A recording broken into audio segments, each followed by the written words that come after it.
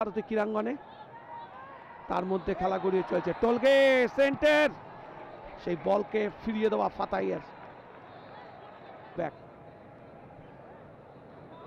Pass খেলে যাওয়ার চেষ্টা, কিন্তু সময় মতো এসে ফাতাই সেই বলকে ফিরিয়ে দেওয়া। 21 নম্বর জার্সি থাকছেন।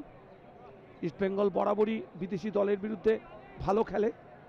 এর আগে 169টা ম্যাচ খেলেছে ইস্টবেঙ্গল দল, আন্তর্জাতিক ম্যাচ, যেখানে তারা জয় পেয়েছে 73টি।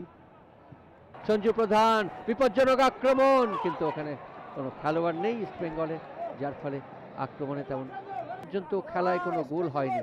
ইস্টবেঙ্গল এবং আল আরুবার মধ্যে গ্রুপ বি এর খেলা হচ্ছে। ভারতের দুটি দল আছে, সেলগাঁওকে স্পোর্টস ক্লাব আছে গ্রুপ ডিতে, তাদের সঙ্গেও আছেন আল আরুবা ওমানের দল, আল উইদার জর্ডানের দল এবং নেপটাচি উজবেকিস্তানের দল। যেখানে ইস্টবেঙ্গলের গ্রুপে আর দুটি দল হলো ইরাকের। দরকার, সেটার অভাব কিন্তু আজকে বারবার পরিলক্ষিত হয়েছে। আসলে টোলগে একমাত্র খেলোয়াড় যে অনেক বেশি আক্রমণাত্মক, তার পাশের খেলোয়াড়েরা কিন্তু বড্ড বেশি বেমানান এই টোলগের কাছে। আলগাজি, তারা জর্ডানকে তারা হারিয়েছে তাদের মাঠে, সুতরাং এটা একটা মস্ত বড় স্বীকৃতি যে কোনো ভারতীয় দল কিন্তু আজ পর্যন্ত হারাতে পারেনি।